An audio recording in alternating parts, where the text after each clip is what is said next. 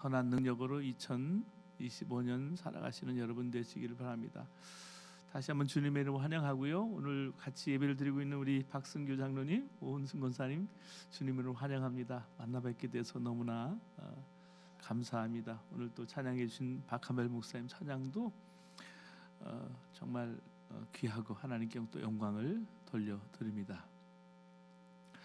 여러분, 살다 보면 어려운 일이 지난 후에 더 큰 어려움이 닥쳐올 때가 있더라고요. 제 삶을 들여다보아도 저는 그랬습니다. 팬데믹 이후에 건강이나 또 경제적인 위기, 큰 사고를 경험한 분들을 보았고요. 제 주변에도 그런 일이 있었습니다. 그럴 때 가지고 있던 용기와 희망을 뺏어갈 만큼 엄청난 두려움이 우리를 엄습해 옵니다. 2025년도에도 아무도 가보지 않은 길을 걸어가는 것은 두려움입니다. 세계적인 문인이자 이야기꾼인 얀 마텔의 소설 파이 이야기라는 이야기가 있습니다.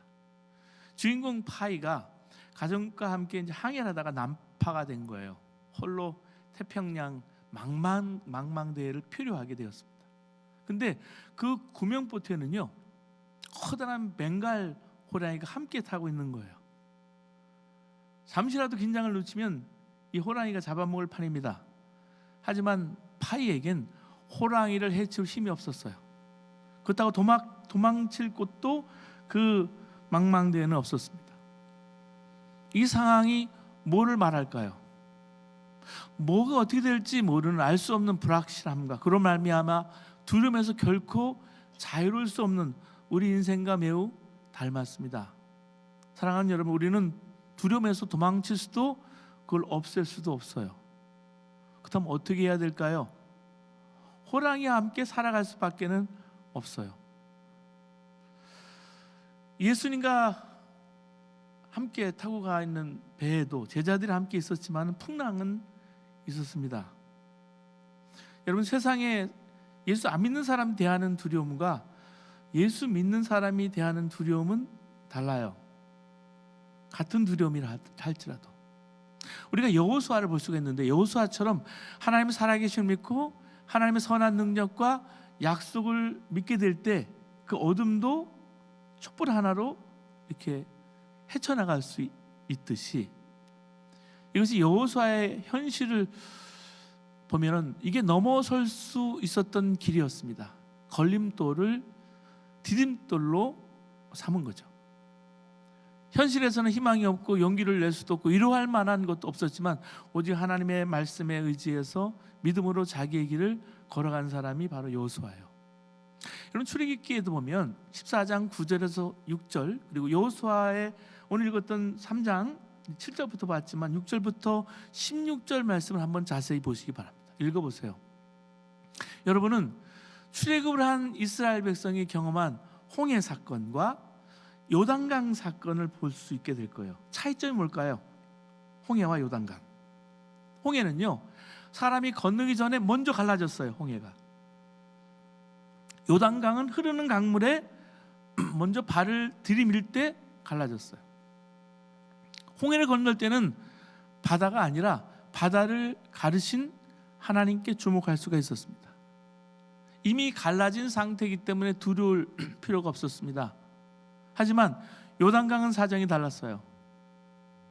이번에도 길을 내줄 테니까 어서 들어가라는 하나님이 아니라 세차게 흘러 넘치는 강물만 눈에 보였을 거예요. 저기를 어떻게 들어가? 이대로 들어가면 휩쓸려 갈 텐데. 두려움에 사로잡힐 수밖에 없는 그런 상황이에요. 현실은 늘 불투명하고 불확실해요. 무엇이 어떻게 될지 아무도 장담할 수가 없습니다. 사랑하는 여러분, 그래서 우리는 늘 두려움 속에 삽니다. 두려움은 불확실한 것에 대한 감정적인 반응이에요. 여러분, 성경을 읽을 때 말씀 속으로 들어가 봐야 말씀의 은혜를 제대로 누리게 됩니다. 오늘 말씀도 그래요.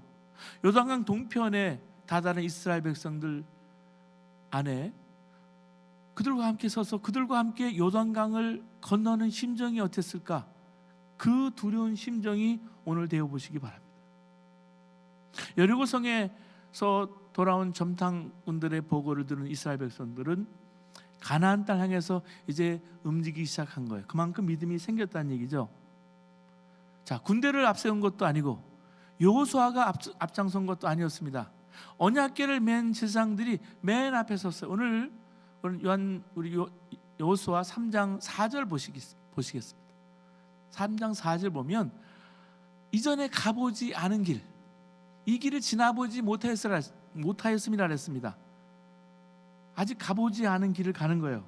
프로스테 시처럼 가지 않은 길을 갈 때에는 두려움이 있었어요. 근데 이때 오직 하나님의 약속을 붙잡고 나아갔다는 말이에요. 가나안을 향해서 이 믿음으로 행진해 가는 그들 앞에 요단강이 나타났습니다.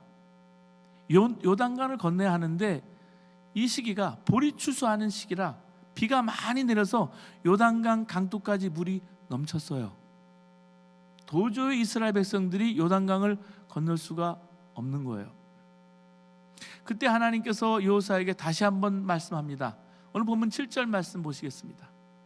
내가 오늘부터 시작하여 너를 온 이스라엘의 목전에서 크게 하여 내가 모세와 함께 있었던 것 같이 너와 함께 있는 것을 그들이 알게 하리라 그랬어요.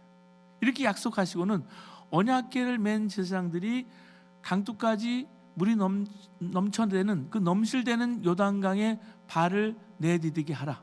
그러면 요단강 물이 끊어질 것이다 약속했어요.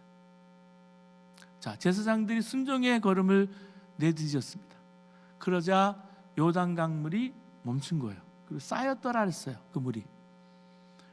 하나님께서 이처럼 순종의 걸음으로 요단강을 건너게 한 것은 이스라엘 백성들이 가나안 땅에 들어갈 때 이처럼 순종해야 가나안을 들어갈 수 있다. 가나안을 정복할 수 있게 하셨기 때문에. 오늘 10절 말씀 보시겠습니다. 또 말하되 살아계신 하나님이 너희 가운데 계시사 가나안 족속과 헷 족속과 히위 족속과 브리스 족속과 기르가스 족속과 아모리 족속과 여부스 족속을 너희 앞에서 반드시 쫓아내실 줄을 이것으로 너희가 알리라. 사실 이스라엘 백성들은 요단강을 건너지 않고도 벌써 가나안 땅에 들어갈 수 있었습니다. 출애굽하고 바로 홍해를 건널 때 모세는 이스라엘 백성에게 이르기를 너희는 두려워 말고 가만히 서서 여호와께서 오늘날 너를 위하여 행하시는 구원을 보라. 출애굽기 14장 13절에 이미 말씀하셨어요. 이처럼 가만히 있을 때가 믿음일 때가 있어요. 십자가 구원의 은혜를 믿는 것은 그와 같은 것일 것입니다. 근데 홍해를 건넌 후에 2년쯤 되었을 때 가나안 땅이 아주 가까운 접경 지역인 가데스 바네아에서 하나님께서 주저하지 말고 두려워하지 말고 약속한 그 땅을 차지하라. 신명기 1장 21절에 말해요. 차지하라 명령하셨어요. 그런데 이스라엘 백성들이 가나안 땅에 사는 사람들이 큰 거예요. 거민들이 크고 강하다는 말을 들었어요. 그 말을 듣고 들어가지 않았어요. 두려움이 컸던 겁니다. 한 걸음만 들어가기만 하면 되는데 그걸 못한 거예요. 그 결과가 어떻게 됐습니까? 광야에서 40년 동안 헤매다가 다시 요단강 땅에 온 거예요. 돌고 돌아서. 이제는 요단강에 먼저 발을 내디디라 한 거예요. 자, 세상에 한 발은 두고 한 발만 요단강에 담그라는 게 아니죠. 부분적으로 하나님 말씀에 순종하겠다는 게 아니라 마음과 뜻과 정성을 다해서 하나님 말씀이 온전히 순종하겠다는 의미가 발걸음을 해서 담근다는 거예요. 여호수아의 순종이 바로 이런 것이었습니다. 사랑하는 여러분, 이것은 예수님을 믿는 우리의 문제이기도 합니다. 우리도 순종의 걸음으로 요단강을 건너고 순종으로 가나안을 정복하는 것입니다.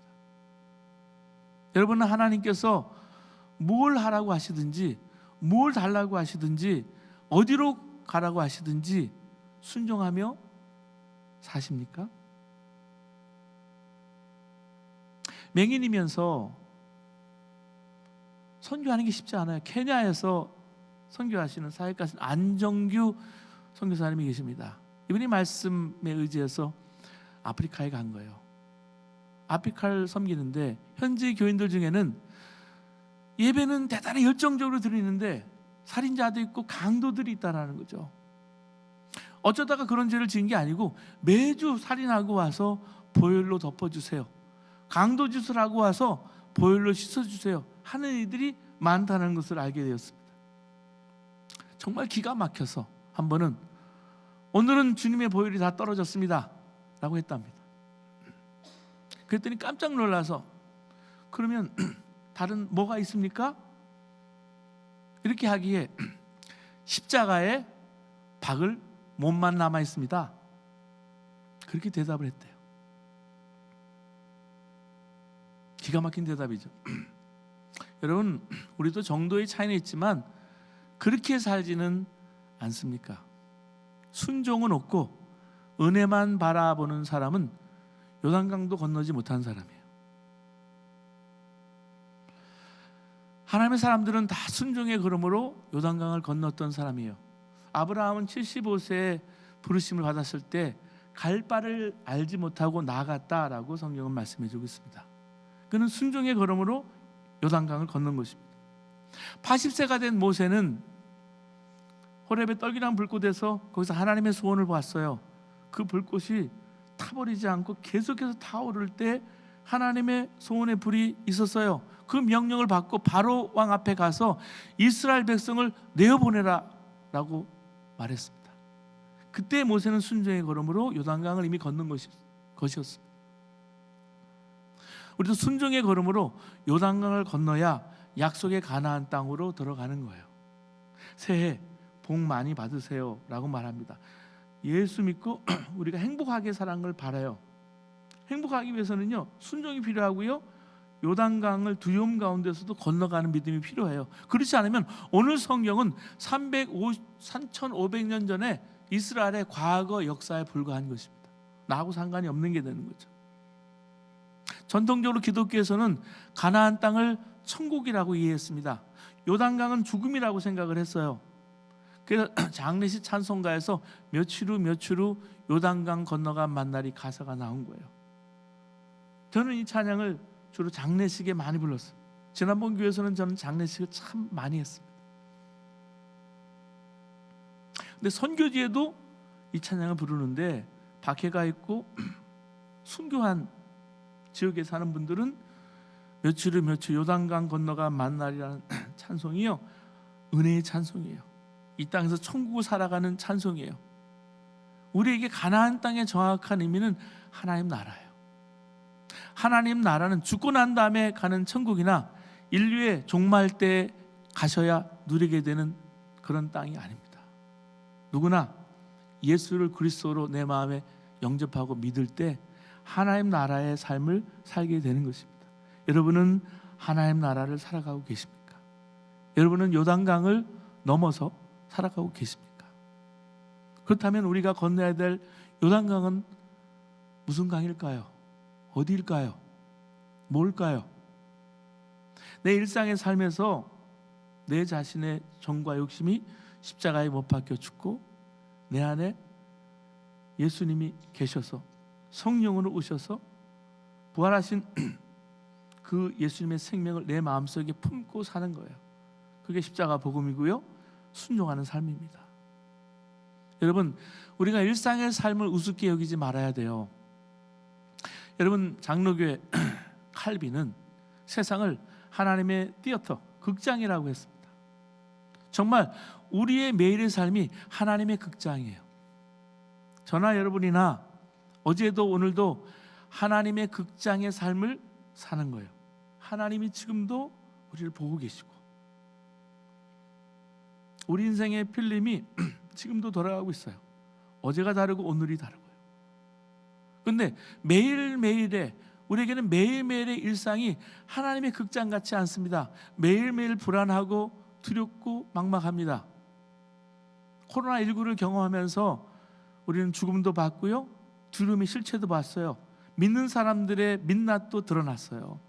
팬데믹을 경험하면서 우리는 두려움과 공포 이후에 어떻게 살아야 될지 세상이 지금 바뀌고 있습니다. 안전한 곳이 하나도 없고요. LA 대화재를 경험한 사람들, 또 화재가 또 났잖아요. 매일에 평범하게 사는 것이 그렇게 행복했는지 그때 알게 됐다고 얘기를 해요. 제가 아는 목사님들만 집이 다 탔어요. 어느 목사님은 가서 결혼 반지 하나 겨우 건졌는데, 그것도 와이프 말 가보자 그래서 가서 반지 하나 건졌는데 그게 너무 행복했대요. 감리교회 교인들도 돌아가시고요. 지난주에 말씀했듯이 어느 목사님은 딸 집 세 채가 다 타고 본인 집도 탄 거예요. 근데 그때서야 평범한 게 감사했고 주님을 찾게 된 거예요. 영어권이에요. 목사 자녀예요. 잘 살면 뭐예요? 잘 나가면 뭐예요? 성공하면 뭐예요?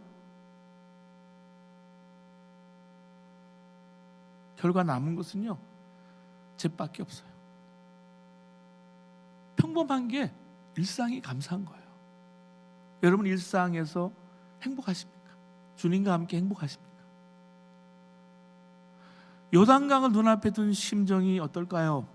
사랑하는 여러분, 두려움은요, 믿음을 실험하기 위한 감정이기도 합니다.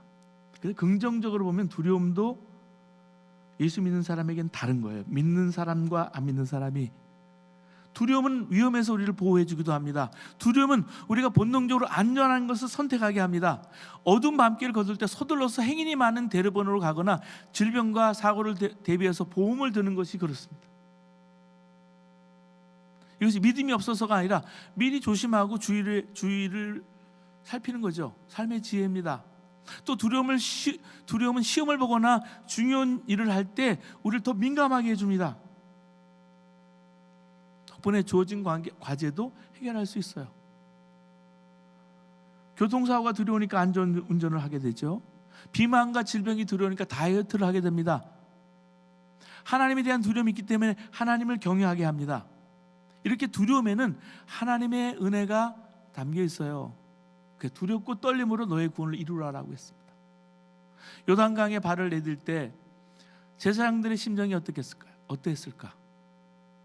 이건 두렵기도 하고 답답하기도 하고 혼란스럽기도 했을 거예요. 근데 순종의 걸음을 한 걸음, 두 걸음 내디뎠을 때 요단강이 갈라지는 기적을 경험했습니다. 은혜를 경험했어요. 사랑하는 여러분, 예수님은 우리의 길이십니다. 그냥 하나의 어웨이가 아니라 더 웨이세요. 그렇다면 우리가 할 일은 내가 믿음으로 따라가는 거예요. 순종하는 것밖에 없어요. 그러면 요단강을 건너는 체험을 하게 됩니다.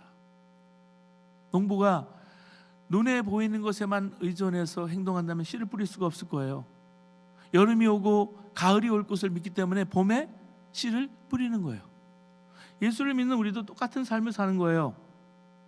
작년 2월 24일 토요일이었는데요. 라이프 싱어즈와 만남주탄들이 함께 찬양하는데 갑자기 정전이 됐어요. 교회 옆길에 주유소가 있는데요. 주유소 옆을 지나가는 차가 줄을 들이받은 거예요. 그래서 캄캄해졌습니다. 저도 앞이 캄캄했어요. 그때 이거 어떻게 해야 되나? 음향도 안 되지, 미디어도 안 되지, 전선도 안 되지. 한국에서부터 이렇게 왔는데 모든 게 멈춰졌어요. 캄캄했어요. 근데 그 밤에 드린 찬양이 하나님 기쁘시게 하는 것을 저는 경험했습니다. 우리 인생의 밤에 하나님을 찬양하라는 그 말씀이 제게 들려졌어요. 사랑하는 여러분, 다음 세대의 젊은이들이 지금 살아가고 있습니다. 영어도 잘해요. 여기서 살아가는 젊은이들은 스테이터스도 있고요. 많지는 않지만 IT에 근무하는 청년들도 있고 여러 전문인 직종에서 일하는 청년들이 참 많아요. 근데 인생의 어두운 밤을 살아가고 있습니다. 여러분, 다음 세대를 살아가는 이 청년들이 저들의 삶을 통해 세상을 비추기 위해서는 세상과 커뮤니티에 빛과 소금의 삶을 살아야 합니다. 힘들 때 은혜의 찬양을 함께 모여서 부르기를 하나님 원하시는 거예요. 마태복음 5장 16절에 이렇게 말합니다. 이같이 너희 빛이 사람 앞에 비추게 하여 그들로 너희 착한 행실을 보고 하늘에 계신 너희 아버지께 영광을 돌리게 하라. Shine for others. 나의 안전지대라는 찬양이 있는데요, 나 비록 넘어지며 흔들리지만 주 내 안에 거하며 나를 붙드시니 내 생각을 주께 돌리고 주시는 평강의 옷을 입습니다. 오늘도 박한별 목사님 찬양을 할 때 큰 불 가운데서 지나가고 큰 바다의 물 가운데서 지나갑니다. 그 두려움 가운데 지나가지만 하나님이 함께 하셔서 순종으로 나가는 거예요. 성령님께 순종할 때 비록 어두운 세상 한복판의 젊은이들이 두려운 생각 계속 넘어지고 흔들렸지만 순종하고 함께 찬양할 때 그들의 삶을 바꿔주시는 거예요. 저들이 찬양하고 예배할 때 평강이 임하는 거예요. 박한별 목사님 찬양팀을 만들어서 우리 다음 세대들 위해서 함께 이제 예배드리고 찬양팀을 이끌어 가시는데, 사실은 제 아들이 여기 작년부터 헌신하면서 참 많은 게 바뀌는 것을 저는 봤어요. 이 친구가 기타를 전혀 못 쳤어요. 바이올린도 하고 피아노도 배워봤지만 기타는 쳐보지 않았는데 가르치시는 거예요. 목소리도 나오지 않았어요. 근데 골방에서 기타를 토요일 밤이면 치는 거예요. 어제 밤에도 그렇게 치는 거예요. 그 찬양을 하나님께 들으실까요? 혼자 부르는 그 찬, 그 캄캄한 밤에 부르는 하나님께 직접 제가 들으신다는 걸 하나님이 깨닫게 하셨어요. 그걸 밤에 저도 같이 듣는데 이게 하나님께 영광이구나. 여러분 자녀들이, 다음 세대 청년들이 어두운 밤을 살아가는데 여러분 세상의 빛으로 소금으로 살아가는 게 하나님께 영광이 되고 하나님 뜻이 아니겠습니까? 여러분은 순종의 걸음으로 요단강을 건넌 사람입니까? 자신이 요단강을 건너는지 분명히 해야 합니다. 완전한 순종을 결단한 사람이냐는 것입니다. 말 한마디도 하고 싶은 말을 하는 게 아니라 주님의 마음이 품어질 때 하는 겁니다. 주님께 기뻐하시겠다고 깨달아지면 즉시 순종하는 거예요. 여러분, 이스라엘 백성들처럼 우리도 지금 요단강을 건너고 있음을 알아야 합니다. 한 걸음씩 주님께 순종하며 살아야 합니다. 그런 사람만이 하나님이 다스리는 삶을 살아갈 수 있습니다. 저는 개인적으로 요단강을 건너는 순종으로 받은 복이 너무나 큽니다. 제가 잘 되고 성공해서가 아니에요. 제가 처음 전도사가 되었을 때 89년도에 이제 광림교회 전도사 유년부 사역을 시작하게 됐는데, 그때 사실 도망가고 싶었어요. 도망갔었어요. 저를 붙잡고 저를 전도사 시킨 사람이 누구냐면요, 춘천 나남의 동산을 세운, 지금은 암으로 돌아가신 서정자 전사님인데, 제가 그분 때문에 지금도 코가 깨서 그분의 무덤 앞에서 하나 약속하고 지금 92년부터 그 단체를 돕기 시작해서 지금도 돕고 있는 거예요. 제가 목회자가 되어서 시골 온양으로 목회를 갈 때 도망가고 싶었습니다. 제가 선교사의 삶을 시작할 때 아무도 일불도 저를 돕는 사람이 없었어요. 한국에서 선교사로 미국에 파송을 받는데 도살장에 끌려가는 소 같은 심정이었어요. 그런 순종으로 지금도 제가 목회를 하고 있습니다. 내 자아와 내 욕심은 십자가에서 죽었습니다. 나는 죽었습니다. 예수님 내 안에 사시고 예수님이 이끌어 주세요. 전하는 말씀과 삶이 틈이 나면 목회자 자신이 아는 게 아니라 다른 사람들이 봐도 알아요. 그게 제일 어렵습니다. 주님 바라보고 살아가는 게 자신이 없고 확신이 없어서 사실은 두려웠습니다. 순종의 한 걸음을 그냥 내디딜 뿐이에요. 한 주일이 지나고 또 한 주일이 오는데 시간은 왜 이렇게 빠릅니까? 여러분도 그렇지 않아요? 여러분 자신 있으세요? 실패할 생각도 있고요. 잘 되지 않으면 어떻게 하나, 내가 책임을 져야 되는 그런 마음도 있으실 거예요. 가장들은 더 그러실 거예요. 사랑하는 여러분, 마귀가 내 생각을 장악하려고 지긋지긋하게 역사합니다. 쓸데없는 생각, 공상, 쓰레기 같은 생각 역사함을 느낍니다. 근데 계속해서 생각날 때 예수님이 내 안에 계시고, 예수님 내 주인이시고, 예수님 내 왕이시라는 걸 고백해 보세요. 내가 할 수 있는 것은 오직 이것뿐이다.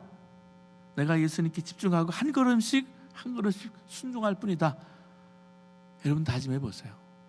요단강에 순종의 발을 담그면 강을 건넙니다. 그건 순종의 한 걸음이에요.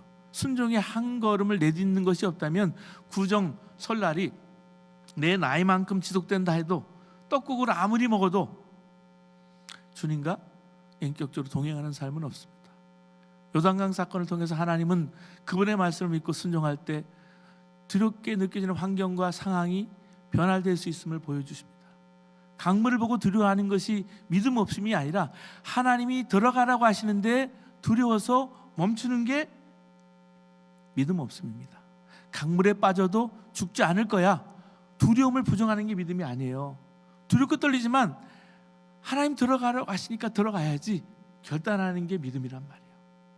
그것이 두려움과 함께 불확실한 인생을 살아가는 기독교인의 방식이고 비결입니다.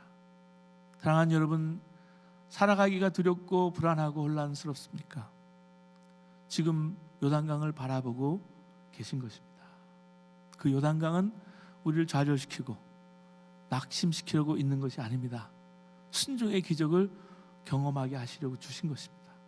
요단강을 건넌 이스라엘 백성들의 간증이 우리의 것이 되게 하시려는 것입니다. 요단강 앞에 두려워하지만 말고 주님의 인도하심에 순종의 걸음을 내디딥시다. 그때부터 주님의 뜻이 우리 인생에 이루어지기 시작합니다. 순종의 걸음으로 요단강을 함께 건너가시는 저와 여러분 되시기를 주님으로 축원합니다. 기도하시겠습니다. 사랑하는 여러분,